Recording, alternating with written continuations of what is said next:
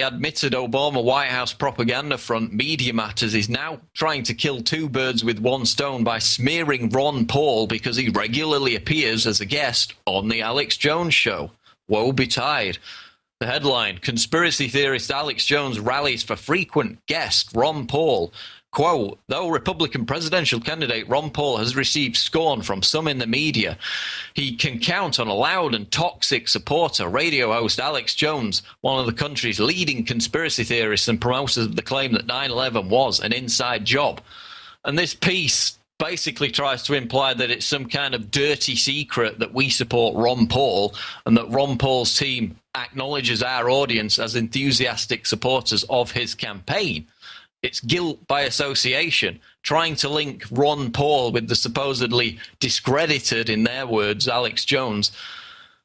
But the question is this. If Alex Jones and Infowars are so discredited, then why has traffic to our website surged over the last 2 years, while traffic to MediaMatters.org has dwindled? Why does Infowars rank within the top 1,800 websites on Alexa.com, whereas MediaMatters.org is struggling down at 15,000? Why are they constantly attacking us? I'll tell you why, because at least we try and be honest in our reporting and what we're about. Media Matters, on the other hand, won't tell you that they're an attack arm for the Obama administration. They won't tell you about how they're tied at the hip with Think Progress as part of John Podesta's progressive media propaganda campaign, described as, quote, in their own words, quote, a war room for promoting the foreign and domestic policies of Barack Obama. This is John Podesta, Clinton's chief of staff, head of Barack Obama's transition team. This is the guy behind Media Matters attacking Alex Jones, attacking Ron Paul. This is the guy who runs the organization whose stated goal, in their own words, is to, quote, drive the White House's message and agenda, and yet they claim to be this non-partisan media group. They won't tell you about the $1 million donation they got from billionaire globalist and convicted insider trader George Soros. Now, the difference between Infowars as a media platform and Media Matters is that we don't pretend to be anything else than what we write and speak about every day. We're out in the open. We're proud to be mouthpieces and supporters of Ron Paul because we share the same message of liberty. There's no shame in that. That's why we've got total transparency. And we don't need to hide who our paymasters are, like Media Matters, because their paymasters are George Soros and people whose mission, in their own words, is to drive home the message of Obama and his White House. So Media Matters is nothing more than a mouthpiece for the Obama administration and the Democratic Party, which makes it no surprise that they're attacking both Alex Jones and Ron Paul in the same breath. But again, we're not funded by the Democrats and George Soros. We're funded by our own listeners and readers.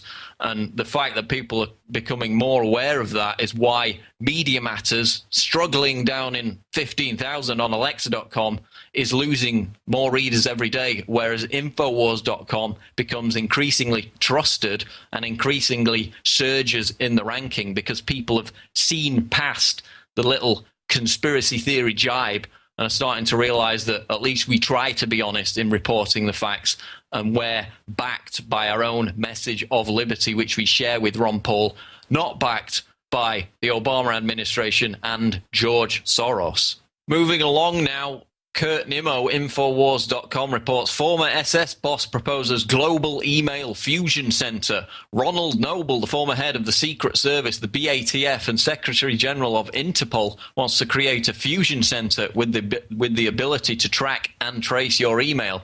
Noble says that although there is no known threat posed against the Olympics planned for 2012 in London, the state needs a fusion center to make sure. Quote, a smart terrorist would know that if the world's attention is focused on something and they commit a terrorist act, it will help them create the kind of fear that would make people want to leave London, Noble told The Independent before visiting Scotland Yard to discuss arrangements for the Games. So again, basically this whole 2012 London thing is a huge police state showcase. You're going to have thousands of troops on the streets providing, quote, security. You're going to have the kind of loudspeakers, conversation monitors, every form of high-tech surveillance imaginable. It's basically just a big plaything for the police state mechanisms, the toys that they're going to use as a routine in the future. And this is just another aspect of that, tracking the emails. Of course, everything's already tracked through Echelon and the NSA. This is just another means of bringing it out in the open. Moving on to our next story, privacy watchdog presses court on NSA-Google partnership. This is Steve Watson, Infowars.com. The privacy watchdog group Epic has urged the Court of Appeals to disclose more information regarding the widely publicized close working relationship between the National Security Agency and Google. Epic, short for the Electronic Privacy Information Center, has filed an opening brief challenging the NSA's response to the group's Freedom of Information Act request for details on the cybersecurity agreement that the search engine shares with the spy agency.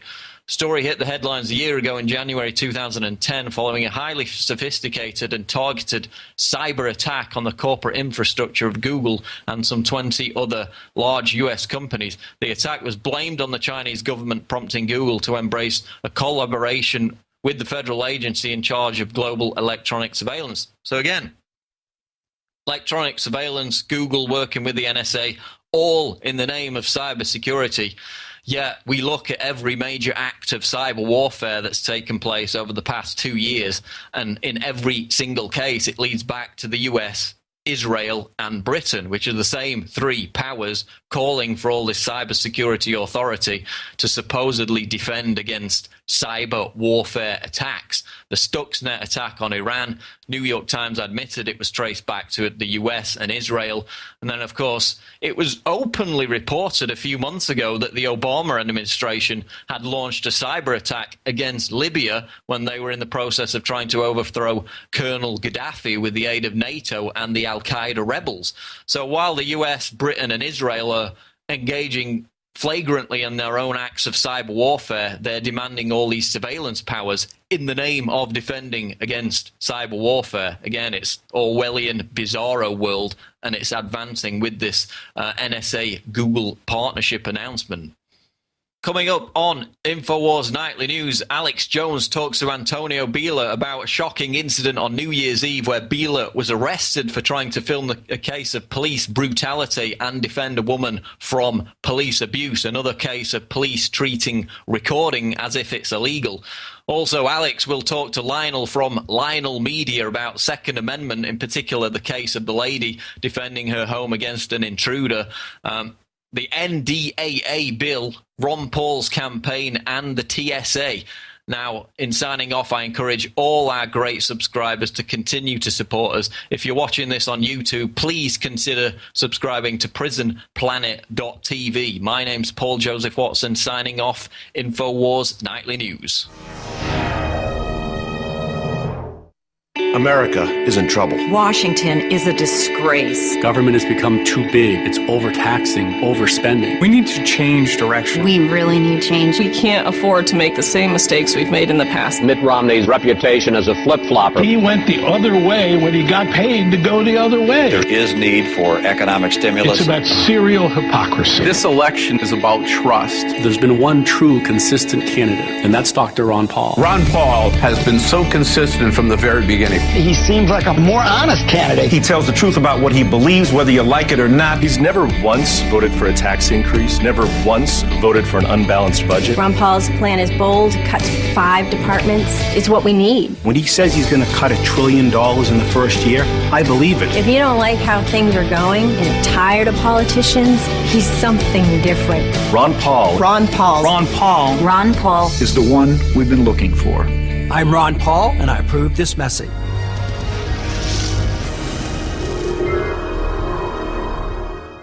Welcome back. It is the Friday edition of Infowars Nightly News. I want to thank Paul Watson for kicking off the news with the news section this evening. I'll also have some other news stories I'm going to cover at the end of tonight's broadcast.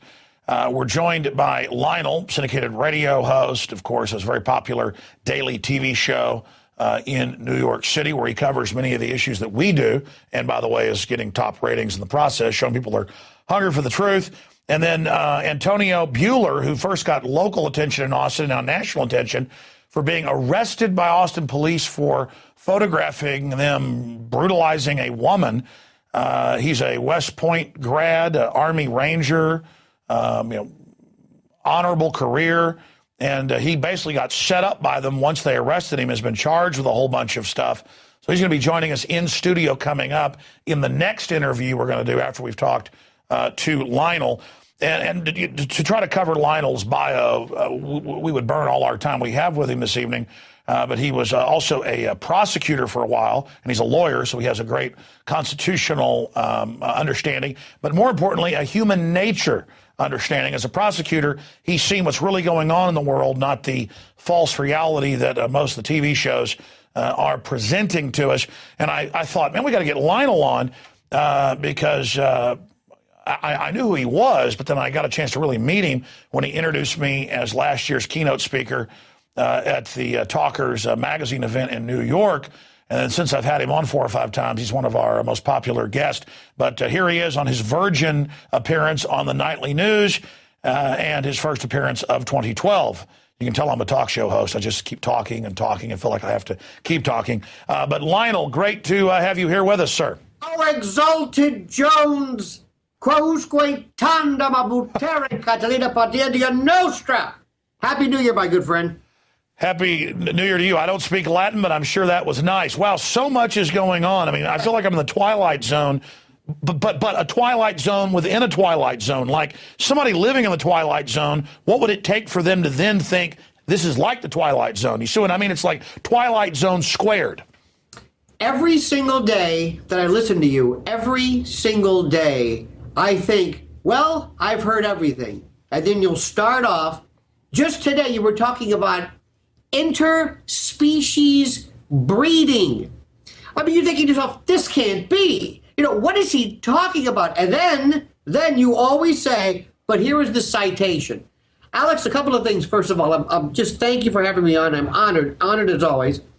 I wrote a piece. I have a website where I do a podcast every day at lionelmedia.com. And Dr. Paul has been a favorite of mine. Not Dr. Paul per se, but the message of Dr. Paul. Since I've been in talk radio 23 years, I had on the late, great Harry Brown, libertarian, and I have always been a strict adherent to the Constitution. Not because I'm quirky, not because I'm a fan of it, but it is the absolute undergirding, the foundation of this country. And a couple of things I mentioned on this current podcast at lionelmedia.com, and my Twitter, for whatever it's worth, is at lionelmedia. I have a picture of Dr. Paul and the great Dees. I love the illustrator Dees, who was just fantastic.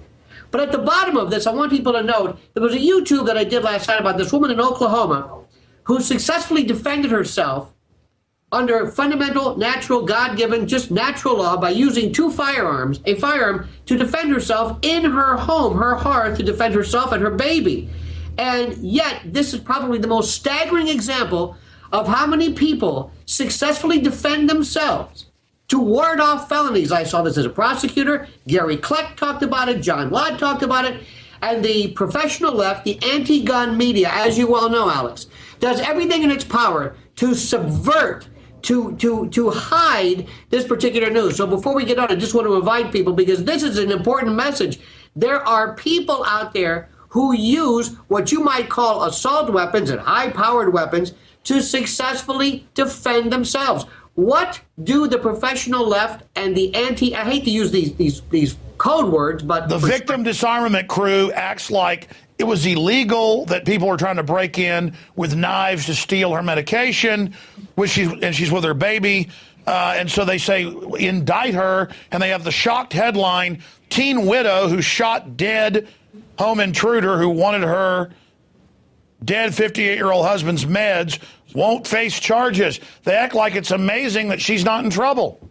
And what's also interesting to note is I don't know what these people would have suggested that she should have done to confront this fellow with a hunting knife, to use her feminine wiles, to disarm her with her rapier wit. Look, I'm telling you, I'm a native Floridian, second generation.